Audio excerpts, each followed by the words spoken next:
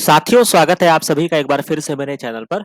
और अब हम यहाँ पे जो पर्टिकुलर आज का दिन इम्पोर्टेंट था, जो कि आज आपका नीट का पेपर था। और as a life science student मेरा ऐसा मानना था कि आपको नीट के जो क्वेश्चंस, आपके बेसिक क्वेश्चंस है, वो आपको सॉल्व करने चाहिए, वो आपके होने चाहिए। और काफी अच्छे अच्छे क्वेश्चंस नीट में आज पूछे गए।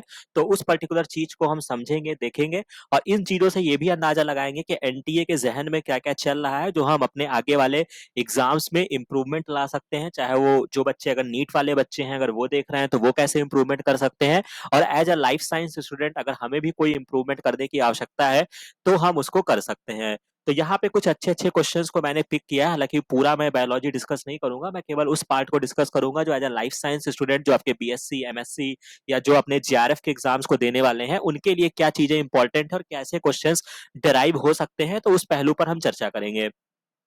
तो अब हम बढ़ते हैं। जैसा कि यहाँ पे एक क्वेश्चन जो कि पूछा गया है, जो कि मैंने आपको मिनरल न्यूट्रिशन का चैप्टर आपको पढ़ाया था, वहां पे एक मेगा रिवीजन हमने जब किया था, तो वहां पे मैंने आपको बताए थे, कुछ ट्रिक्स बताए थे कि कैसे आपको न्यूट्रिशन, मिनरल न्यूट्रिएंट को याद रखना होगा। और ये बहुत ही इंपॉर्टेंट है, जो आपसे क्वेश्चंस एग्जाम में आने की संभावना बनी रहती है, जो कि अगर आपके जेआरएफ के एग्जाम में आएगा तो वो आपका एज अ बोनस होगा। तो यहाँ पे पूछा गया है कि आपका माइक्रो न्यूट्रिएंट कौन सा है जो splitting of the water molecule during photosynthesis करता है। तो इसके लिए मैंने आपको एक ट्रिक बताई थी, जो कि आपका मंकल अंकल याद रखेंगे, जिसमें आपको मंकल याद रखना है, यानी कि मैग्नीज और क्लोरीन, ये दो एलिमेंट आपको चाहिए होते हैं। तो यानी कि मैग्नीज यहाँ पे सेकंड ऑप्शन में रखा है, तो ये हो जाएगा। बाकी मैग्नीशियम जो होता है वो आपके पॉलीमरेज वगैरह में होता है, क्लोरोफिल में होता है। मॉलिब्डेनम आपके नाइट्रोजन फिक्सेशन वाले एंजाइम में होता है। और कॉपर जो होते हैं वो आपके इलेक्ट्रॉन ट्रांसपोर्ट चैन वगैरह में पाए जाते हैं। क्लियर है। इसके बाद अभी मॉलिक्यूलर बायोलॉजी हमने रिसेंट में स्टार्ट किया, जिसमें हमने डीएनए से लेकर पूरा लैकोपेरॉन तक पढ़ा, वहां से भी क्वेश्चंस पूछे गए। और अनइक्विवोकल, ये आपकी एनसीईआरटी की लाइन है, वही चीज यहाँ पे पूछा गया है कि unequivocal proof that DNA is the genetic material was first proposed by. तो यानी कि कोई संदेह नहीं रह गया कि डीएनए है वो आपका जेनेटिक मटेरियल है। इस बात को कैसे प्रूफ किया गया? तो इस बात का प्रूफ जो था वो आपके हर्षा और चेस के एक्सपेरिमेंट से आया था, तो ये सही हो जाएगा। बाकी ग्रिफिथ ने क्या किया था? ट्रांसफॉर्मेशन एक्सपेरिमेंट किया था। विल्किंस और फ्रैंकलिन का भी नाम आपको पता होना चाहिए, जो आपके डीएनए का डबल हेलिक्स मॉडल था, जो कि वॉटसन एंड क्रिक ने दिया था। उसमें जो एक्सरे डिफ्रैक्शन टेक्निक वगैरह करके जो एक मॉडल को प्रिडिक्ट किया था, वो आपके विल्किंस और फ्रैंकलिन थे, याद रखिएगा। और एवेरी मैकलॉड एंड मैकार्टी जो थे, इन्होंने डीएनए को जेनेटिक मटेरियल बताया था, जो कि आपके एक्सपेरिमेंट्स किए थे। तो ये कहानी आपको याद रखनी होगी।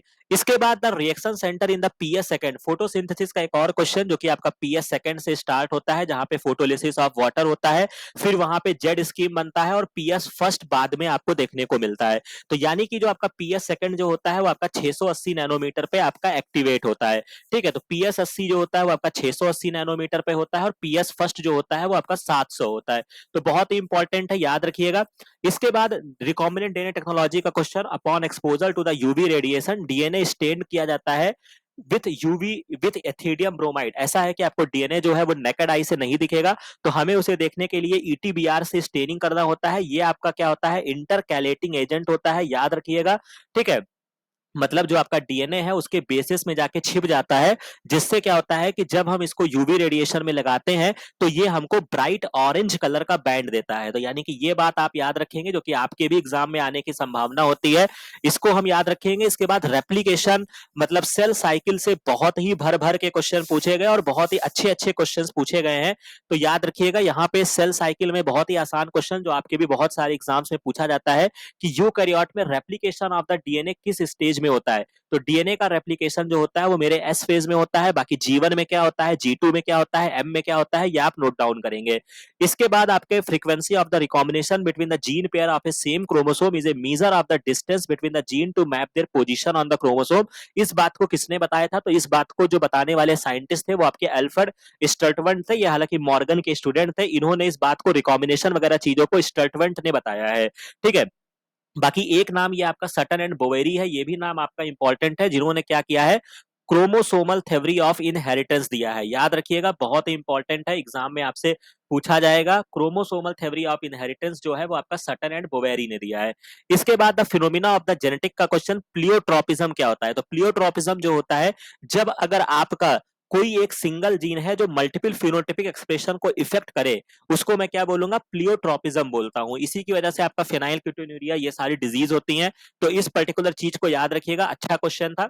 अब अगर हम थोड़ा सा आगे बढ़ते हैं, सेल साइकिल देखते जाइए, बहुत ही भर भर के क्वेश्चन पूछा गया है। The process of appearance of the recombination nodules occur at which stage of the cell cycle? तो यानी कि मियोसिस के प्रोफेस वस्ट जो कि आपका बहुत ही बड़ा फेज होता है, उसमें डिफरेंट स्टेजेस होती हैं। तो आपका रिकॉम्बिनेशन कहाँ होता है? तो इसको याद करने के लिए आप पीसीआर याद रख लीजिएगा। पी से आपका पैचटीन हो जाएगा, सी से आपका क्रॉसिंग ओवर हो जाएगा, आर से आपका रिकॉम्बिनेशन हो जाएगा। तो यानी कि जो मेरा रिकॉम्बिनेशन होगा वो मेरा किस स्टेज में होगा? पैचटीन में होगा। बाकी चीजों को भी याद रखिएगा, बहुत ही इंपॉर्टेंट है, सेल साइकिल के स्टेप्स आप में भी पूछे जाएंगे। इसके बाद ओजोन, ओजोन का भी एक चैप्टर मैंने आईसीएमआर के टाइम पे मैंने आपको पढ़ाया था, जहां पे हमने ओजोन डिप्लेशन, और आप ये नहीं कह सकते कि मुझे ये नहीं पता है, ठीक है। ओजोन हो गया, ओजोन डिप्लेशन हो गया, क्लोरोफ्लोरोकार्बन हो गए, ग्रीन हाउस इफेक्ट हो गए, ये सारी चीजें आपको हमेशा पता होनी चाहिए। तो thickness of the ozone in the column of air in the atmosphere को किससे मैं मेजर करूंगा? इन द टर्म ऑफ, तो यहाँ पे किलो बेस से मैं डीएनए को मेजर करूंगा, तो ये नहीं होगा। डेकामीटर यहाँ नहीं होगा। डॉप्सन यूनिट से मैं इसको मेजर करता हूं, मेरे लेक्चर में जाएंगे तो आपको मिल जाएगा। और डेसिबल याद रखिएगा, जब मैं नॉइस पोल्यूशन को जब मेजर करता हूं तो उसको मेजर करने के लिए जो यूनिट होती है वो आपकी डेसिबल होती है। कहानी समझ में आ गई? इसके बाद अगर मैं और बात करता हूं, विच of the following stage of the meiosis, जहां पे डिवीजन ऑफ द सेंट्रोमियर होता है, तो ये आपका एनाफेज सेकंड में होता है, बहुत ही इंपॉर्टेंट है, सेल साइकिल में आपको मिल जाएगा। इसके बाद recombinant DNA technology, gene gun method used to introduce alien DNA into the host cell, micro particles of the metal use किए जाते हैं जो कि टंगस्टन या गोल्ड के कोटेड होते हैं। तो प्लांट के केस में मैं ये वाला इस्तेमाल करता हूं, जो कि मैंने आपको ऑलरेडी बताया हुआ है, जीन गन मेथड यूज किया जाता है, ठीक है। ये आपके प्लांट के लिए होता है, और एनिमल्स में मैं क्या करता हूँ, डायरेक्ट इंजेक्शन वाली कहानी जो होती है वो वहां पे एनिमल्स के केस में चलता है। इसके बाद ये भी मैंने अभी हाल ही फिलहाल में बायोमेम्ब्रेन ट्रांसपोर्ट बताते समय आपको बताया है, movement and accumulation of ion across a membrane against their concentration gradient. तो जब आपका अगेंस्ट होगा तो ये मेरा क्या होगा? एक्टिव ट्रांसपोर्ट होगा। बाकी ये क्वेश्चन जो है ये आपका बहुत ही बढ़िया क्वेश्चन है, मैं इसको डिफरेंट कलम से हाईलाइट कर देता हूं। इसमें अभी काफी कंट्रोवर्शियल चीजें चल रही हैं डिफरेंट एजुकेटर्स के बीच में, बट मेरा नजरिया क्या है इसको समझिएगा। यहाँ पे आपको दो असर्शन रीजन दिए गए हैं और आपसे पूछा जा रहा है कि उनके रिगार्डिंग क्या करेक्ट स्टेटमेंट है। तो यहाँ पे कह रहा है कि आपका एटीपी जो है वो यूज होता है at two step in the glycolysis. तो बिल्कुल सही बात है, जब आप ग्लाइकोलिसिस पढ़ते हैं तो वहां पे दो स्टेप होती है, एक आपका एक्टिवेशन फेज होता है और एक आपका जिसमें आपको एनर्जी मिलती है। तो जो आपका एक्टिवेशन फेज होता है वहां पे मुझे दो बार एनर्जी देनी पड़ती है, ग्लूकोज से ग्लूकोज 6 फॉस्फेट, और ये आपका फ्रक्टोज 6 फॉस्फेट आइसोमराइज होता है, और फ्रक्टोज 1,6 बिस फॉस्फेट में बनाता हूं। यहां पे मेरी एटीपी जाती है और यहां पर मेरी एटीपी जाती है। तो ये बात आपका ट्रू हो गया। रीजन जो है वो कह रहे हैं कि first ATP is used in converting glucose into glucose 6 phosphate, and second ATP is used in आपका क्या है? Conversion of fructose 6 phosphate into fructose 1,6 bisphosphate. तो ये भी बात आपकी सही है कि दो स्टेप में आपकी एटीपी में मैंने ग्लाइकोलिसिस में यूज किया। पहली एटीपी मेरी यहां यूज हुई, दूसरी एटीपी मेरी यहां यूज हुई। तो मुझे जो लगता है कि यहां पर जो थोड़ा कंट्रोवर्शियल क्वेश्चन है कि दोनों ही स्टेटमेंट ट्रू है। अगर मैं रीजन की तरफ जाता हूं तो ये भी आपका ट्रू है, लेकिन अब मुझे ये देखना है कि ये आपका क्या करेक्ट एक्सप्लेनेशन है। तो यहां पर आपको ये ध्यान रखना होगा कि थोड़ा सा मतलब कह सकते हैं ना कि बहुत ज्यादा करेक्ट तो नहीं कहा जा सकता है, बट हाँ फिर भी जो मुझे लगता है कि यहाँ पर जो इसका राइट आंसर होना चाहिए वो ए जो है वो ट्रू स्टेटमेंट है, और आर जो है वो इसका करेक्ट एक्सप्लेनेशन है, क्योंकि एटीपी जो यूज की गई है वो इसी दो स्टेप में की गई है। बट एटीपी मैंने क्यों यूज किया है, तो उसके लिए अगर यहाँ पे रीजन में अगर ये बेटर लिख देते कि मैंने इसको एक्टिवेट करने के लिए किया है, ग्लाइकोलिसिस प्रोसेस को एक्टिवेशन या ग्लूकोज को एक्टिवेट करने के लिए, तो शायद इसका बेटर ऑप्शन होता। तो ये आपका थोड़ा कंट्रोवर्शियल क्वेश्चन है, बट एक शानदार क्वेश्चन यहाँ पे फ्रेम किया गया है। तो यहाँ पे सेकंड और थर्ड दोनों में देखना पड़ेगा कि एनटी अपने फाइनल आंसर की में क्या देता है। समझ में आ रही है बात? इसके बाद अगर हम आगे बढ़ते हैं, जो कि आपको मैंने अभी कुछ टेरिडोफाइट्स वगैरह क्लासिफिकेशन को मैंने आपको रीड करवाया था, जहां पे हमने कुछ ट्रिक्स वगैरह बताए थे। तो आपका एक बहुत ही आसान क्वेश्चन था, जो कि आपका हेट्रोस्पोरस जो होता है वो आपका सिलेजेला एंड साल्विनिया होता है। तो इसको नाम रट लीजिएगा, आपके लिए इंपॉर्टेंट रहेगा। इसके बाद ये क्वेश्चन जो कि आपके हर बार question NTA, DBT, JRF, ICMR, JRF हर जगह पूछा जाता है कि आपका आरएनए पॉलीमरेज थर्ड किसको ट्रांसक्राइब करता है। तो आरएनए पॉलीमरेज थर्ड जो कि अभी हमने ट्रांसलेशन पढ़ा है, तो ये आपका ट्रांसफर आरएनए को ट्रांसक्राइब करता है, और इसके अलावा 5s राइबोसोमल आरएनए को भी ट्रांसक्राइब करता है। तो ये मेरा थर्ड ऑप्शन में रखा हुआ है, इसको याद रखिएगा। फर्स्ट, सेकंड, थर्ड आपसे हर बार पूछा जाएगा। राइट। इसके बाद आपका फोटोसिंथेसिस से क्वेश्चन है कि हाउ मेनी एटीपी और एनएडीपीएच आर रिक्वायर्ड होते हैं for the synthesis of one molecule of glucose during the Calvin cycle. तो जब आपकी केल्विन साइकिल यानी कि आपकी C3 साइकिल एक बार रन होती है तो वहां पे आपके 3 एटीपी खर्चा होते हैं और 2 एनएडीएच, 2 एनएडीपीएच। ठीक है, तो चूंकि ये साइकिल आपकी 6 बार चलेगी तो 6 बार से मल्टीप्लाई कर दीजिए, यानी कि आपका 18 एटीपी और 12 एनएडीपीएच होगा, जो कि एक ऑप्शन में यहाँ पे रखा हुआ है। ठीक है, और इसके बाद नेक्स्ट क्वेश्चन जो है, जो कि मैंने आपको ऑलरेडी रन करवाया था, मिनरल न्यूट्रिशन से क्वेश्चन था। जिंक जो होता है वो आपके ऑक्सीन के सिंथेसिस के लिए इंपॉर्टेंट है। बी को फर्स्ट से मिला दीजिए, एक ही ऑप्शन में रखा है, बाकी हो जाएगा। बोरान आपका सेल इलोंगेशन के लिए होता है या फिर आपके पॉलन जर्मिनेशन के लिए होता है, ये याद रखेंगे। मॉलिब्डेनम मेरा नाइट्रोजन फिक्सेशन में काम आएगा, नाइट्रेट रिडक्टेज के लिए होगा। और आयरन जो होता है वो क्या करेगा, कैटालेस के लिए होगा। तो ये सारी चीजों को नोट डाउन कर लीजिएगा, हो सकता है कि आपके एग्जाम में ये ऐसे क्वेश्चंस आपसे पूछे जाएं। इसके बाद ग्लाइकोलिसिस से भी क्वेश्चन और पूछे गए हैं, जो कि आपका इलेक्ट्रॉन ट्रांसपोर्ट तक की सारी स्टोरी बताई गई है। अब यहाँ पर एक क्वेश्चन और है, मैचिंग मिलाना है। तो ग्लाइकोलिसिस को ईएमपी पाथवे कहते हैं, क्योंकि इसमें 3 साइंटिस्ट ने इसको डिस्कवर किया था, इम्बेडन, मेयरहफ और एक और साइंटिस्ट थे। तो इस वजह से इसको क्या बोलते हैं, मैं ईएमपी पाथवे बोलूंगा। अब बी का फोर्थ ऑप्शन 3 ऑप्शन में देखने को मिल रहा है, तो ये मेरा कैंसिल आउट हो जाएगा। ट्राइकार्बोक्सिलिक एसिड साइकिल यानी कि आपकी सिट्रिक एसिड साइकिल जो होती है वो आपका सिट्रेट सिंथेज हो जाएगा। ऑक्सीडेटिव डीकार्बोक्सिलेशन में आपका पायरुवेट डिहाइड्रोजनेस लगेगा। ऑक्सीडेटिव डीकार्बोक्सिलेशन का मतलब जब आपका पायरुवेट को मैं एस्टिल कोएंजाइम ए में कन्वर्ट करूंगा, यानी कि मैं एक कार्बन को हटा दूंगा। ठीक है, तो ये वाली स्टोरी हो जाएगी। और ऑक्सीडेटिव फॉस्फोराइलेशन यानी कि आपका इलेक्ट्रॉन ट्रांसपोर्ट चेन। अब इस क्वेश्चन को आप देख लीजिए, सी का थर्ड, डी का फर्स्ट और ए का सेकंड, तो यानी कि ये वाला ऑप्शन जो होगा वो आपका सही हो जाएगा। समझ में आ रही है बात? डी का फर्स्ट लगा दीजिएगा, जो कि एक ही ऑप्शन में दिया जा रहा है। ऑक्सीडेटिव फास्फोराइलेशन मेरा सी का थर्ड हो जाएगा, तो ये ऑप्शन आपका करेक्ट हो जाएगा। बढ़िया क्वेश्चन है, याद रखिएगा। इसके बाद अब कुछ और कॉम्प्लिकेटेड की तरफ मैं बढ़ता हूं, जो कि आपका बहुत ही इंपॉर्टेंट क्वेश्चंस यहाँ पे मैं डिस्कस करूंगा। एक आपका क्वेश्चन है, malonate inhibit the growth of pathogenic bacteria by inhibit. तो ये मैंने आपको कॉम्पिटेटिव इनिबिटर जब एंजाइम पढ़ाया था, वहां मैंने बताया था कि मेलोनेट, मिवेलनेट, ये आपके सक्सिनेट डिहाइड्रोजिनेस के इनिबिटर होते हैं, जो कि क्या करते हैं, जब कॉम्पिटेटिव इनिबिटर काम करते हैं। तो बहुत इंपॉर्टेंट क्वेश्चन है। इसके बाद एक आपसे पूछा जा रहा है कि कौन सा स्टेटमेंट नॉट करेक्ट है। तो यहाँ पे जब आप स्टेटमेंट्स को पढ़ेंगे तो यहाँ पे एक ऑप्शन आपको देखने को मिलेगा कि algal Bloom caused by access of organic matter in water improve water quality and promote fishery. गलत बात। यानी कि जो आपका एल्गल ब्लूम होता है, या आपने इकोलॉजी वगैरह में पढ़ा होगा, या आपने इन्वायरमेंटल बायोकेमिस्ट्री में पढ़ा होगा कि एल्गल ब्लूम जब होता है तो ये आपके लिए अच्छी चीज नहीं है। एल्गल पॉपुलेशन इंक्रीज हो जाती है, जिससे क्या होता है, ऑक्सीजन की कमी हो जाती है और फिश वगैरह क्या होते हैं, मरने लगते हैं, मॉर्टेलिटी होने लगती है। ठीक है, तो ये इसका राइट आंसर हो जाएगा। थर्ड ऑप्शन जो है वो आपका नॉट करेक्ट है।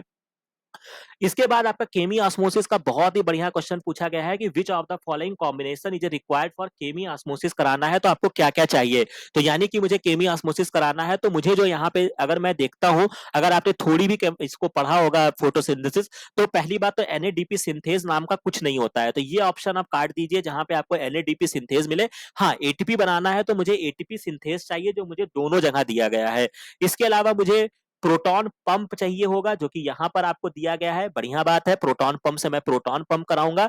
और मुझे प्रोटॉन ग्रेडियंट चाहिए होगा, ना कि मुझे इलेक्ट्रॉन ग्रेडियंट। यहाँ पे इलेक्ट्रॉन ग्रेडियंट नहीं, प्रोटॉन पंप से आपका प्रोटॉन ग्रेडियंट बनता है। तो ये आपका मेम्ब्रेन हो जाएगा, प्रोटॉन पंप हो जाएगा, प्रोटॉन ग्रेडियंट हो जाएगा और एटीपी सिंथेस हो जाएगा। तो मैं ये कहूंगा कि आपका बहुत अच्छा क्वेश्चन था, यहाँ पे बच्चे फंस सकते थे। ठीक है, और ऐसे क्वेश्चंस आपके एग्जाम में भी आने की संभावना बनी हुई है।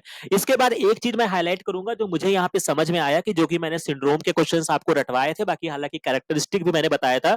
बट आज मेरे को यहाँ पे देखने को मिला कि जो आपका एनटीए है वो यहाँ पे सिम्टम से क्वेश्चन पूछ रहा है। जो आपके सिंड्रोम पूछे हैं, इन्होंने 2 क्वेश्चन नीट के पेपर में, इन्होंने सिम्टम से पूछा है।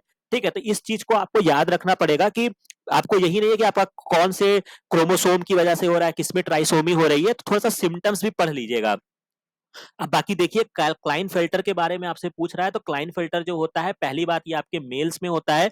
तो पहला कह रहा है कि this disorder was first described by the Langdon Down. गलत बात, डाउन ने जो तो डाउन सिंड्रोम दिया था, तो पहला ऑप्शन आपका कैंसिल हो जाएगा। तो ए जहां जहां रखा है वो मैं हटा दूंगा। अब मेरे 2 ऑप्शन बच रहे हैं, such an individual has a overall masculine development, however the feminine development is also express. तो ये बात आपकी बिल्कुल सही है, मेल्स वगैरह में देखने को मिलता है। Affected individual is a short stature, physical, psychomotor and mental development retarded. नहीं, क्लाइन फिल्टर में मेरे को मेंटल रिटार्डेशन नहीं देखने को मिलेगी, ये मेरे को डाउन सिंड्रोम में देखने को मिलेगा। तो अब मैं डी ऑप्शन भी काट दूंगा, तो यानी कि मेरा बी ऑप्शन आपका ट्रू होगा और इसके अलावा जो इंडिविजुअल होगा वो आपके स्टेराइल होंगे, तो यानी कि आपका ई ऑप्शन सही हो जाएगा। तो इस तरीके से ऐसे क्वेश्चंस को ट्रेस करते हैं और यहां से मैंने ये आपको सिखाया कि मुझे जो है वो क्लाइनफेल्टर, डाउन सिंड्रोम, इन सबके मुझे सिम्टम्स याद करने पड़ेंगे। ठीक है। इसके बाद आरडीटी में मुझे पूछा गया है कि आपको कुछ स्टेप्स को यहाँ पे सजाना है, तो अगर आपको करेक्ट आरडीटी करनी है तो क्या करना होगा। तो सबसे पहले मुझे आइसोलेशन करना होगा अपने डिजायर्ड डीएनए फ्रेगमेंट का, तो यानी कि पहला स्टेप मेरा सी होगा, यानी कि ये दूसरा वाला कट गया, पहला वाला कट गया। इसके बाद मुझे उसको रेस्ट्रिक्शन एंजाइम से कट करना होगा, बिल्कुल सही बात है, यानी कि सी के बाद मेरा बी होगा। फिर मैं उसको पीसीआर से एम्पलीफाई करूंगा और उसके बाद मैं इंसर्ट कर दूंगा, यानी कि मेरा सी बी डी ए जो एक करेक्ट सीक्वेंस बनेगा। बहुत ही बढ़िया क्वेश्चन है, इसको ध्यान रखिएगा। इसके बाद अभी रिसेंट में ही मैंने आपको थोड़े से प्लांट वाटर रिलेशनशिप वाले क्वेश्चंस पढ़ाए थे, उसमें आपसे पूछा गया है कि आपका गटेशन, मैंने आपको बार बार बताया था, तो गटेशन में क्या होता है कि आपका वाटर का लॉस होता है इन द लिक्विड फेज, तो यानी कि डी का आपका थर्ड ऑप्शन हो जाएगा। तो ये आप देख लीजिए, दो ऑप्शन में आपको देखने को मिल रहा है, कैसे ट्रेस करेंगे। सरफेस टेंशन जो होता है वो आपका more attraction in the liquid phase होता है, तो ये आपका सी का फर्स्ट ऑप्शन हो जाएगा।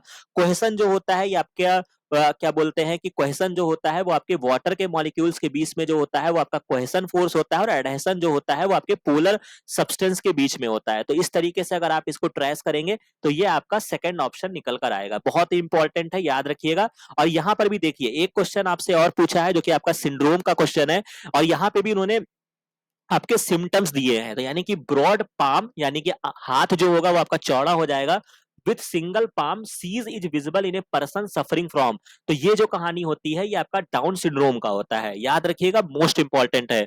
इसके बाद आपका स्टेटमेंट को लेकर दो क्वेश्चन और आपके एंजाइम से पूछा गया है कि low temperature preserve the enzyme in the temporary inactive site where high temperature destroy कर देता है because protein are denatured by the heat. तो बिल्कुल सही बात है, अगर आप हाई टेम्परेचर देंगे तो प्रोटीन इनएक्टिव हो जाएगा, और लो टेम्परेचर पर आपका इनएक्टिव हो जाएगा, और हाई टेम्परेचर पे वो डीनेचर्ड हो जाएगा। इसके बाद अगर मैं इनिबिटर की बात करता हूं, तो when the inhibitor closely resemble the substrate in its molecular structure and inhibit the activity of the enzyme, इसको मैं कॉम्पिटेटिव इनिबिटर कहूंगा। तो ये भी मेरा स्टेटमेंट ट्रू है, तो यानी कि दोनों ही स्टेटमेंट जो है वो आपके ट्रू हैं। सारे क्वेश्चंस मैंने करवाए थे, पढ़ाए थे। ठीक है, तो ये आपका क्वेश्चन हो गया। बाकी एक क्वेश्चन आपका ये मैं इसलिए लगाया हूं क्योंकि मैंने आईसीएमआर के टाइम पे मैंने असिस्टेड रिप्रोडक्टिव टेक्नोलॉजी और एसटीडी, सेक्सुअली ट्रांसमिटेड डिजीज, मैंने पढ़ाया था। तो यहाँ पे आपसे पूछा जा रहा है कि विच one of the following commonly sexually transmitted disease is completely curable है अगर उसको मैं अर्ली डिटेक्ट कर लूंगा। तो इसका फॉर्मूला याद रखिएगा, H3। H3 का मतलब है कि आपका HIV, ठीक है, HIV, हर्प्स और हेपेटाइटिस, ये तीन डिजीज ऐसी हैं जिसको आप क्योरेबल नहीं कर सकते हैं या आपको क्योर नहीं कर सकते हैं। ठीक है, लेकिन अगर बाकी सेक्सुअली ट्रांसमिटेड डिजीज अगर आपकी अर्ली डिटेक्ट हो जाती है तो आप उसको ठीक कर सकते हैं। तो यानी कि जो आपका ऑप्शन बनेगा वो आपका गोनेरिया बनेगा, निसेरिया गोनेरिया, जो कि आपका एक बैक्टीरियल इन्फेक्शन वाली डिजीज होती है। बाकी HIV याद रखिएगा सेक्सुअली ट्रांसमिटेड से होता है, हेपेटाइटिस भी आपका सेक्सुअली ट्रांसमिटेड डिजीज है, और जेनाइटल हर्प्स भी है। बाकी ये पेडिग्री का बहुत ही शानदार क्वेश्चन, मैं कहूंगा डबल स्टार में दूंगा। ठीक है, जब आप पेडिग्री सॉल्व करते हैं तो शायद इस चीज पे आपने नोटिस किया होगा या नहीं किया होगा। तो यहाँ पे ये क्वेश्चन आपसे बढ़िया पूछा है कि विच one of the following symbol represent the mating between the relative in the human pedigree analysis. तो जब हमारे किसी रिलेटिव में शादी होती है तो मैं उसको इस तरीके से दिखाऊंगा, यानी कि ये आपका मेल होता है जो चौखाने में बना है, ये आपका मेल है सर्कल में, और गोल वाला जो होता है ये आपका फीमेल है। बाकी ये जो होता है ये आपका डिजीज कंडीशन को बताता है। ठीक है, और ये आपका जब सिंगल है तो यानी कि इन दोनों में शादी हुई है, और इसके बाद शादी होने के बाद इनका बच्चा हुआ है, और इसमें क्या है कि ये डिजीज मेल है, ये आपका डिजीज फीमेल है, और ये शायद आपका सेक्स अनस्पेसिफाइड, जिसका सेक्स मुझे नहीं पता है। ठीक है, तो ये बहुत ही अच्छा क्वेश्चन है, लाजवाब क्वेश्चन है। इस पहलू पर भी आप याद रखेंगे कि मुझे ये जो पेडिग्री वाले जो सीन दिए रहते हैं उसको भी मुझे समझना है। इसके बाद कुछ डिजीज है जो बार बार मैं कहता हूं आपके में भी आने की संभावना है, जैसे कि अगर आपको मिलाना होगा तो पैरामीशियम में अगर आपने देखा होगा तो वहां पे कॉन्ट्रेक्टाइल वैक्यूल होता है, तो बी का मैं सेकंड से मिला दूंगा, पहला ऑप्शन मेरा कैंसिल हो जाएगा। इसके अलावा फेरितिमा पास्तुमा, यानी कि आपके एनेलिडा वगैरह में नेफ्रीडिया होता है, डी का मैं पहले ऑप्शन से लगा दूंगा। ठीक है, तो डी का अगर मैं पहले ऑप्शन से लगाऊंगा तो मेरे को यहाँ पे मिल रहा है बी का सी, और इसके बाद सी जो है पेरीप्लानाटा में आपको जो आपका काकरोच होता है वहां पे यूरिकोस ग्लैंड होती हैं, जो कि सी का फोर्थ हो जाएगा, और टीनिया सोलियम में मुझे फ्लेम सेल्स देखने को मिलती हैं, यानी कि प्लेटी हेलमेंथीज, याद आया, प्लेटीहेल्मिन्थेस फाइलम में मुझे फ्लेम सेल ज्वाला कोशिकाएं देखने को मिलती हैं। एक्सक्रीशन और ऑस्मो रेगुलेशन के लिए होता है, याद रखिएगा, हो सकता है आपसे भी एग्जाम में पूछा जाए। इसके बाद ये क्वेश्चन भी बहुत बढ़िया पूछा है, जहां पे बच्चों एक नजर में भी गलती कर सकते हैं। और गलती क्या कर सकते हैं कि दो स्टेटमेंट आपको दिया है और कह रहा है कि आपका प्रोकैरियोटिक है, जिसमें पॉजिटिवली चार्ज डीएनए जो है वो निगेटिवली चार्ज प्रोटीन से रैप हुआ और न्यूक्लाइड बोला गया।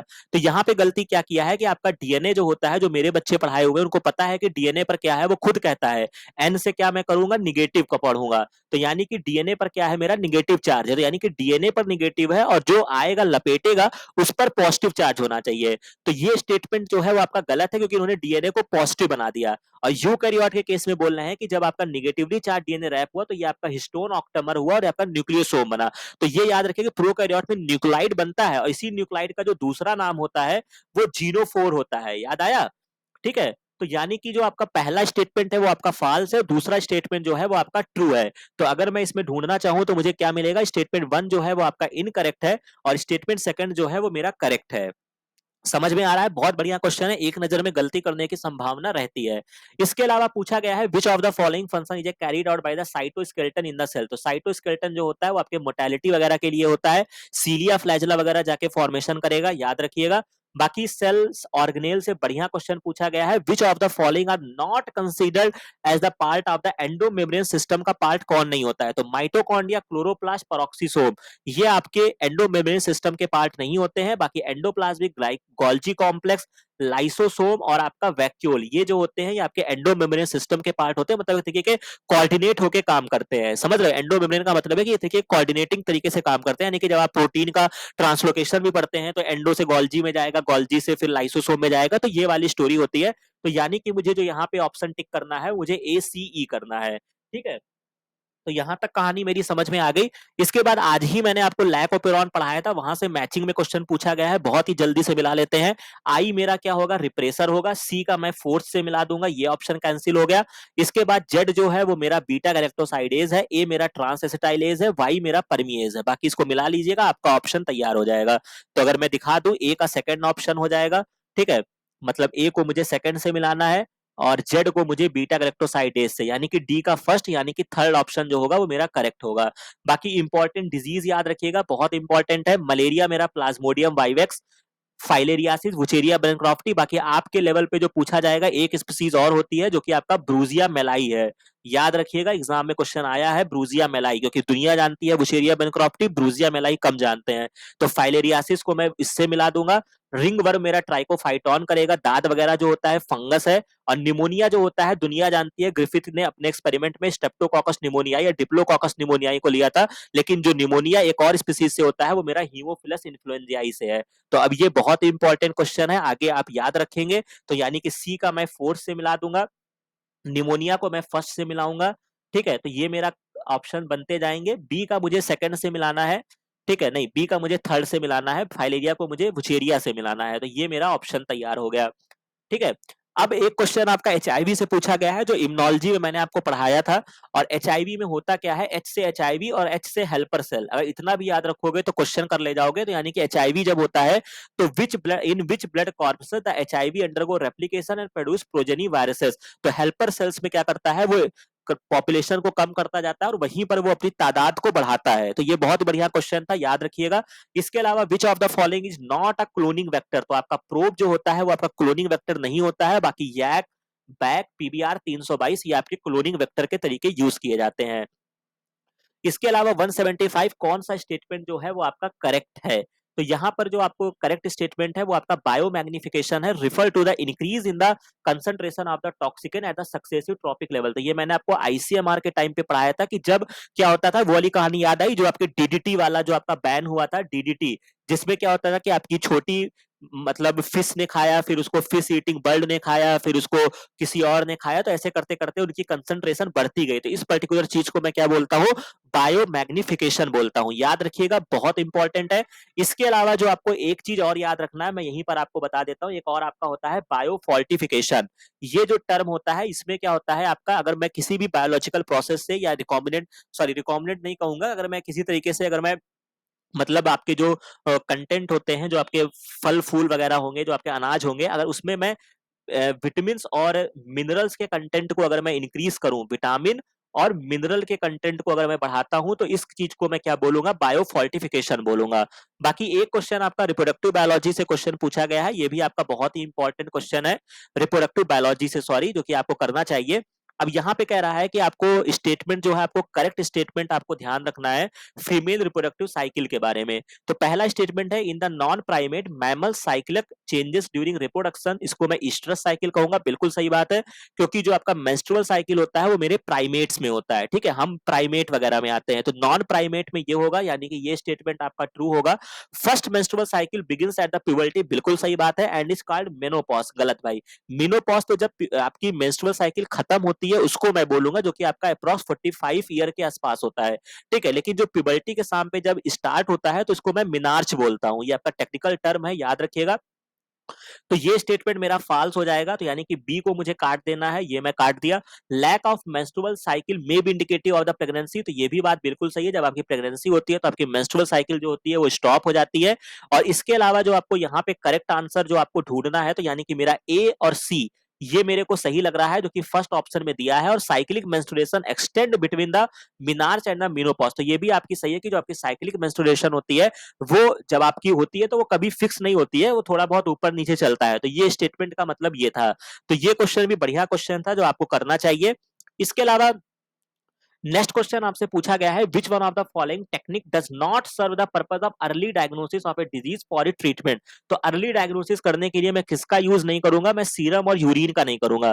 क्यों नहीं करूंगा, क्योंकि भाई सीरम और यूरिन में तभी वो आपका पैथोजन एक्सप्रेस होगा जब उनकी तादाद बढ़ चुकी होगी, ठीक है। तो अगर मुझे बहुत ही छोटे लेवल पे जानकारी करनी है तो मुझे एलाइजा कराना होगा या मुझे पीसीआर कराना होगा, जो हमने कोरोना वायरस के टाइम पे हम आरटी-पीसीआर करते थे, याद आया। और मैं रिकॉग्निट टेक्नोलॉजी में कोई और मेथड से मैं उसको जान जाऊंगा, लेकिन मैं सीरम और यूरिन एनालिसिस में नहीं करूंगा, ठीक है। इसके बाद 172 क्वेश्चन है, जो कि आपका रिप्रोडक्टिव बायोलॉजी से क्वेश्चन है, पढ़ते रहिए, ये सब इमर्जिंग फील्ड है जहां पे आप रिसर्च अच्छे से कर सकते हैं, तो ये सब चीजें बेसिक्स भी हैं, आपको पता होना चाहिए। तो endometrium is necessary for implantation, बिल्कुल सही बात है, इम्प्लांटेशन जो होता है वो मेरे एंडोमेट्रियम पर होता है। इसके बाद कह रहा है, रीजन दिया गया है, in the absence of the fertilization corpus luteum degenerate that cause the disintegration of the endometrium. तो ये बात आपका बिल्कुल सही है कि जब आपका फर्टिलाइजेशन नहीं होता है, अगर आपका स्पर्म एग से फ्यूज नहीं होता है, तो क्या होता है कि जो आपका कॉर्पस लूटियम होता है वो बनता है, मेंस्ट्रुअल साइकिल जब आप पढ़ेंगे तो आपको पता चलेगा, जो कि आपका क्या करता है, प्रोजेस्टेरॉन के लेवल को बढ़ाता है। लेकिन क्या होता है कि आपका कॉर्पस लूटियम को अगर मतलब अगर फर्टिलाइजेशन नहीं होता है तो ये आपका डिग्रेड होता जाता है, ठीक है। और जब कॉर्पस लूटियम डिग्रेड होता है तो ये चेंज हो जाता है, कॉर्पस किसमें चेंज होता है, एल्बिकम में चेंज होता है। ये सब टेक्निकल टर्म है, याद रखिएगा। और चूंकि जब आपको प्रेगनेंसी चाहिए होगी तो आपके प्रोजेस्टेरॉन का लेवल ज्यादा होगा, तो जिसको हम प्रेगनेंसी हार्मोन भी बोलते हैं, याद आया, प्रोजेस्टेरॉन को मैं क्या बोलता हूँ, प्रेगनेंसी हार्मोन कहता हूँ, और उसको मेंटेन करने का काम कार्पस लूटियम का होता है। लेकिन जब कार्पस लूटियम आपका खत्म हो जाता है, डिग्रेड हो जाता है, तो क्या होता है, ऑटोमेटिकली आपकी एंडोमेट्रियम भी आपकी टूट जाती है, फिर आपका दोबारा से जनरेट होता है। और जो आपकी मेंस्ट्रुअल साइकिल में जो आपकी ब्लड के साथ जो लेयर आपकी निकलती है वो आपकी एंडोमेट्रियम ही होती है, जो कि आपकी साइक्लिकली मेंटेन और डिग्रेड होती रहती है, ठीक है। तो ये कहानी हो गई। तो यानी कि यहां पर जो मुझे करेक्ट आंसर अगर मैं बताऊं, तो यानी कि ये स्टेटमेंट भी मेरा ट्रू है, ये स्टेटमेंट भी मेरा ट्रू है। लेकिन अगर लॉजिकली देखा जाए तो क्या इस असर्शन जो दिया गया है कि एंडोमेट्रियम जो है वो नेसेसरी है इम्प्लांटेशन के लिए, तो मोर और लेस उसका उसका उससे कोई बहुत ज्यादा रिलेशन नहीं है। तो यानी कि ए ट्रू है, आर ट्रू है, लेकिन आर जो है वो इसका करेक्ट एक्सप्लेनेशन नहीं है। तो यानी कि जो इसका आंसर बनेगा वो मेरा थर्ड ऑप्शन बनेगा। समझ में आ रही है बात। अब अगर मैं थोड़ा-सा और जाता हूँ, जो मैंने अभी रिसेंट के वीडियोज़ में मैंने आपको पढ़ाए थे, आरएनए जो होता है वो आपका म्यूटेंट फास्ट होता है, बिल्कुल सही बात है। कोरोना ने हमको इसीलिए परेशान किया, जो कि अभी रिसेंट में 2-3 दिन पहले इसको डब्ल्यूएचओ ने कोरोना को अब घोषित कर दिया है कि ये अब आपका पैंडेमिक नहीं रह गया है। बट फिर भी जो हमको परेशान किया वो इसीलिए किया क्योंकि इसमें म्यूटेशन बहुत ज्यादा हुआ, और म्यूटेशन इसीलिए हुआ क्योंकि जो आपका कोरोना वायरस था वो आपका आरएनए कंटेनिंग वायरस था, सिंगल स्टैंडर्ड आरएनए वहां पर था, जेनेटिक मटेरियल, ठीक है। और स्टेटमेंट दूसरा दिया गया है कि viruses having RNA genome are shorter life span mutate and evolve faster, बिल्कुल सही बात है। वायरसेस का जो आरएनए जीनोम होता है उसमें म्यूटेशन होने की संभावना बहुत ज्यादा होती है। तो यानी कि मुझे दोनों ही स्टेटमेंट यहाँ पे ट्रू मिल गए, तो मैं क्या आंसर करूंगा, both statement are the true. बाकी यहाँ पे एक एक ऑप्शन दिया गया है हार्मोन से रिलेटेड है, हालांकि आपके लेवल पे उतना भी इंपॉर्टेंट नहीं है, बट मैंने लगा दिया है। तो एडीएच जो होता है आपका एंटी डाययूरेटिक हार्मोन होता है, जो कि आपका किडनी से रिलीज होता है, तो डी का फर्स्ट ऑप्शन बहुत दिया गया है। इसके बाद एएनएफ, एक्चुअली में मैंने इसे लगाया कि लोग सोचते हैं कि हार्ट से कोई हार्मोन रिलीज नहीं होता है, लेकिन हार्ट से एक हार्मोन रिलीज होता है जिसको मैं एएनएफ कहूंगा, एट्रियम कुछ फैक्टर होता है, याद रखिएगा, एग्जैक्ट अभी नाम नहीं याद आ रहा है। तो सी का जो होगा वो मेरा सेकंड ऑप्शन हो जाएगा, जो कि आपको एक ऑप्शन में रखा हुआ मिल रहा है, समझ रहे हैं। तो ये याद रखिएगा कि मुझे बस इतना बताता कि हार्ट से भी हार्मोन रिलीज होते हैं। बाकी सीसी के जो होता है ये आपका कॉलिसिस्टोकाइनिन होता है, जो कि आपका पैनक्रियास से रिलीज होता है, और जीआईपी यानी कि गैस्ट्रिक हार्मोन है, जो कि आपका गैस्ट्रिक ग्लैंड से रिलीज होता है। तो ये कहानी आपकी हो गई। इसके अलावा ये क्वेश्चन अभी मैं जब आपको ट्रांसलेशन पढ़ा रहा था, तो जाके उस लेक्चर को देखिएगा, वहां पे मैंने फिगर लगाया था जहां पे स्टेटमेंट लिखा हुआ था कि how many different protein does the ribosome consist. तो राइबोसोम के पास कितनी प्रोटीन होती है, तो 80 टाइप की प्रोटीन्स होती है, यानी कि इसका जो राइट आंसर आपका निकलेगा वो आपका 80 निकलेगा। ठीक है, तो ये आपका मेमोरी बेस्ड क्वेश्चन है, एनसीईआरटी का जो मतलब कह सकते हैं कि जो वहां पे डेटा दिया गया है, डाटा दिया गया है, वहां से ये क्वेश्चन पूछा गया था। तो 80 प्रोटीन होती हैं। इसके अलावा ये क्वेश्चन आपका एंजाइम से बहुत बढ़िया क्वेश्चन पूछा गया है प्रोटीन से, कि दो स्टेटमेंट दिए गए हैं, protein is imagine as a line, बिल्कुल सही बात है, प्राइमरी स्ट्रक्चर आपका एक लाइन के तरीके होता है, left hand represent by the first amino acid, यहाँ पे आपका फर्स्ट अमाइनो एसिड होता है, and the right hand represent the last amino acid, तो यानी कि यहाँ पे मेरा लास्ट अमाइनो एसिड होगा, बिल्कुल सही होगा। लेकिन ये कह रहे हैं कि जो आपका फर्स्ट अमाइनो एसिड है वो सी टर्मिनल है और last amino acid N terminal, ये गलत बात हो गई। फर्स्ट मेरा एन टर्मिनल होता है और आखिरी वाला मेरा सी टर्मिनल होता है, तो यानी कि ये स्टेटमेंट मेरा फॉल्स हो जाएगा। और एडल्ट ह्यूमन हीमोग्लोबिन जो है वो आपके 4 सब यूनिट होते हैं, 2 अल्फा और 2 बीटा, ये बात बिल्कुल सही है। हीमोग्लोबिन में मेरी 2 चैन होती है, 2 अल्फा 2 बीटा, याद रखिएगा। तो यानी कि इसका जो करेक्ट आंसर आपका निकल कर आएगा वो स्टेटमेंट 1 जो होगा वो फॉल्स होगा, और सेकंड वाला जो होगा वो मेरा ट्रू होगा। इसके बाद एक क्वेश्चन जो आपका बार बार एग्जाम में रिप्रोडक्टिव बायोलॉजी से भी पूछा जाता है, और जो कि मैं प्राउडली कह सकता हूं कि सहेली का नाम बहुत आपको अच्छे से याद रखना है, क्योंकि अगर आप रिसर्च में आगे जाएंगे और सीडीआरआई में अगर आप इंटरव्यू देने आते हैं, तो ये भी क्वेश्चन आपसे अपेक्षा की जाती है। आपको पता होगा कि जो आपका सीडीआरआई का चार्म है वो आपका सहेली है, नॉन जो कि आपका ओरल कॉन्ट्रासेप्टिव है, जो कि वर्ल्ड की सबसे पहली ओरल कॉन्ट्रासेप्टिव है, जो सीडीआरआई ने डेवलप किया है, सेंट्रल ड्रग रिसर्च इंस्टीट्यूट ने, वो हमारी क्या है, सहेली है। ठीक है, इसका जो केमिकल होता है वो आपका सेंट क्रोमान होता है, इसको याद रखिएगा। और ये जो ड्रग होती है वो ओरली ली जाती है वंस अ वीक। ठीक है, तो याद रखिएगा। और ये आपकी सबसे अच्छी बात है कि ये आपकी नॉन स्टेरॉइडल ड्रग है, यानी कि इसका कोई साइड इफेक्ट आपको नहीं देखने को मिलेगा, क्योंकि आपने पढ़ा होगा कि आपकी स्टेरॉइडल ड्रग होती है वो आपके लिए नुकसानदायक होती है। तो डी का पहले ऑप्शन से लगा दो भैया ओरल, जो कि एक ही ऑप्शन में दिया गया है, तो ये आपका सही हो जाएगा। बाकी अगर आप और देखना चाहें तो वैसेक्टोमी में हम सर्जिकली मेथड होता है जो कि हम करते हैं। इसके अलावा क्वाइटस इंटरप्टस में क्या होता है, आपका नेचुरल मेथड होता है, और सर्वाइकल कैप जो होता है ये आपका बैरियर मेथड होता है। तो ये आपके कह सकते हैं कि रिप्रोडक्टिव में जब आप रिप्रोडक्शन वगैरह में पढ़ते हैं, रिप्रोडक्टिव हेल्थ वगैरह में पढ़ते हैं, तो वहां पे आपको देखने को मिलेगा। बाकी एक क्वेश्चन आपका इम्यूनोलॉजी से पूछा गया है, इसको भी समझ लीजिए, जो कि बढ़िया क्वेश्चन है कि which of the following statement are the correct. पहला स्टेटमेंट है basophil are the most abundant cells of the total RBC, गलत बात है, मेरे से पढ़े हो तो बिल्कुल नहीं लगाना है, जो कि मैंने आपको ऑलरेडी बताया था, Newton's law of the motion, यानी कि एनएलएम मैं लिख लूंगा, यानी कि सबसे ज्यादा आपका न्यूट्रोफिल होता है, फिर लिम्फोसाइट होता है, फिर आपका मोनोसाइट होता है। तो यानी कि न्यूट्रोफिल सबसे ज्यादा होता है, 60 से 65% होता है, याद रखिएगा। तो ए जो है वो आपका गलत स्टेटमेंट होगा, तो यानी कि ए जहां जहां रखा है मैं उसको काट दूंगा। बेसोफिल जो होता है वो हिस्टामाइन, सीरोटोनिन, हिपैरिन सिक्रीट करेगा, बिल्कुल सही बात है। ठीक है, क्या क्या करता है ये तुरंत आपको रिकॉल आना चाहिए। इसके अलावा बेसोफिल्स आपका इन्फ्लामेशन करेगा, बिल्कुल सही बात है। Basophils have kidney shaped nucleus, गलत बात। बेसोफिल्स आर ए ग्रेनुलोसाइट, गलत बात। तो यानी कि जो मेरा राइट आंसर निकल कर आएगा वो मेरा बी और सी होगा, बहुत ही अच्छे से आपको रटाया है। ठीक है, इसके बाद सेल साइकिल के तो ये पीछे ही पड़ गए थे। एक क्वेश्चन यहाँ पे और पूछा गया है कि सेलेक्ट द करेक्ट स्टेटमेंट, तो यानी कि आपका tetrad formation is seen during the leptotene, गलत बात। लेप्टोटीन में तो वो खुलता है, धागे नुमा संरचना आती है, लेकिन जो टेट्राड बनता है वो मेरा जाइगोटीन में बनता है, तो यानी कि ये स्टेटमेंट मेरा क्या हो जाएगा, फॉल्स हो जाएगा। During anaphase the centromere split and chromatid separate, बिल्कुल सही बात है, बट अभी हम इसको होल्ड पर रखते हैं और भी चीजों को देख लेते हैं। Terminalization takes place during the pachytene, गलत बात। अभी मैंने आपको बताया पीसीआर, यानी कि पैचेटीन में मेरा क्या होगा, क्रॉसिंग ओवर होगा और रिकॉम्बिनेशन होगा, तो यानी कि सी स्टेटमेंट मेरा क्या है, गलत है। तो टर्मिनलाइजेशन मेरा नहीं होगा, तो यानी कि मैं क्या करूंगा, जहां पर मुझे सी ऑप्शन दिए गए हैं मैं इसको काट दूंगा। इसके अलावा nucleolus, Golgi complex and ER reform during the telophase, सही बात है। Crossing over takes place between a sister chromatid of the homologous chromosome. तो गलत बात है। क्रॉसिंग ओवर हमेशा क्या होता है, नॉन सिस्टर क्रोमैटिड्स के बीच में होता है। ठीक है, अगर आपको याद भी करना हो तो क्रॉसिंग ओवर का मतलब अगर लड़ाई झगड़ा भी होगा, अगर आपकी बहन, मतलब हालांकि देखा जाए तो बहनों में लड़ाई होता है, बट स्टिल थोड़ा सा जो कह सकते हैं कि नॉन सिस्टर क्रोमैटिड्स में क्रॉसिंग ओवर होने की संभावना ज्यादा रहेगा, तो इस तरीके से आप याद कर सकते हैं। तो यानी कि ई जो होगा ये आपका फॉल्स स्टेटमेंट हो जाएगा। तो अगर मैं ई को भी हटाना चाहूं तो ये मेरा हट जाएगा, तो यानी कि बी और डी जो होगा वो आपका करेक्ट ऑप्शन होगा। यानी कि बी मेरा सही है और डी मेरा सही है। इसको याद रखिएगा, बहुत ही इंपॉर्टेंट क्वेश्चन है, बहुत ही शानदार इन्होंने इस क्वेश्चन को फ्रेम किया है। बाकी इन ब्रीडिंग आउट ब्रीडिंग भी थोड़ी चीजें होती है जो आपने कभी पढ़ा होगा। आईसीएमआर के समय मैंने इसको डिस्कस किया था, इसीलिए मैंने यहाँ पे लगाया है। Which one of the following is not an advantage of the in breeding. तो इन ब्रीडिंग का एडवांटेज क्या नहीं है? तो इन ब्रीडिंग जो है वो आपका डिक्रीज करता है होमोजाइगोसिटी। गलत बात। इन ब्रीडिंग का मतलब है कि अगर आप सेम में, अगर आप जब आप मेटिंग कराते जाते हैं तो क्या होता है, होमोजाइगोसिटी बढ़ती है, घटती रही है।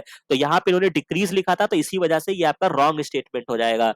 बाकी एक क्वेश्चन आपका और पूछा गया है, थायराइड हार्मोन क्या नहीं करता है? तो थायराइड हार्मोन आप पढ़ेंगे तो वहां पे थायराइड का जो मेन काम होता है वो बेसल मेटाबॉलिक रेट को मेंटेन करता है। तो रेगुलेशन ऑफ द बीएमआर ये आपका दिया गया है, तो यानी कि ये आपका ट्रू है, जो कि आपका मतलब ये तो एक बहुत ही इंपॉर्टेंट काम है जो थायराइड हार्मोन करेगा ही करेगा। तो यानी कि बी ऑप्शन मुझको करेक्ट ढूंढना है, तो मुझे ऑप्शन में बी चाहिए। तो बी मेरे को थर्ड में दिख रहा है, यानी कि सी जो है उसके साथ करेक्ट होगा। सॉरी, एक चीज देख लेते हैं, not under the control of the thyroid hormone. ठीक है, तो ये शायद कुछ गड़बड़ कर रहे हैं। ठीक है, मुझे यहाँ पे देखना पड़ेगा, नॉट अंडर द कंट्रोल। तो बी तो सॉरी, बी तो कंट्रोल में हो गया ना, तो ये गलत हो जाएगा, ये ऐसे कैसे लगा देंगे। बाकी normal rhythm of the sleep wake cycle, तो ये आपका थायराइड नहीं करता है, ये आपका कौन सा हार्मोन करता है, मिलाटोनिन करता है। ठीक है, मिलाटोनिन जो होते हैं वो करते हैं।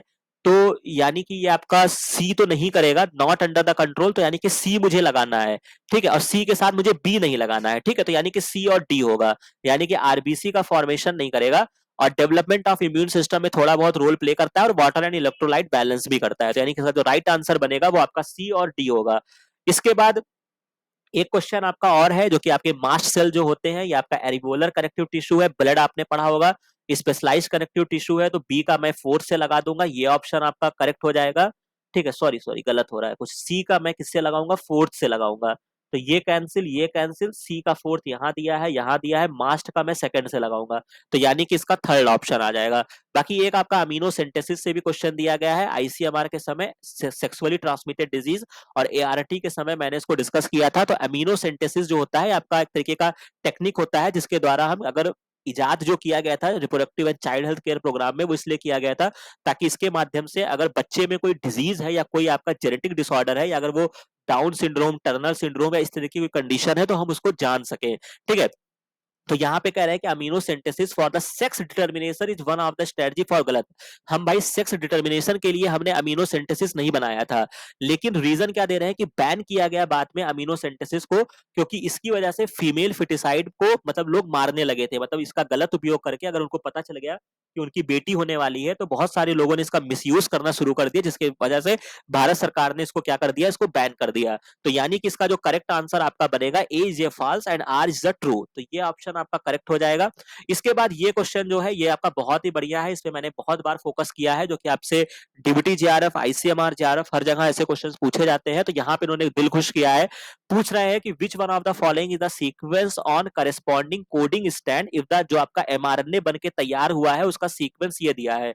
तो सपोज दैट अगर आपका एमआरएनए ये सीक्वेंस में बन के तैयार हुआ है, तो यानी इसको टेम्पलेट पढ़ा गया है 3 प्राइम टू 5 प्राइम, और हमने आपको बताया था कि 5 प्राइम टू 3 प्राइम जो डीएनए का स्ट्रैंड होता है, उसका सीक्वेंस इस आरएनए के सीक्वेंस के एकदम सेम होता है। बस यहाँ पे क्या होगा कि यहाँ पे जब आरएनए बनेगा तो यहाँ यूरेसिल होगा और यहाँ पे थाइमीन होगा।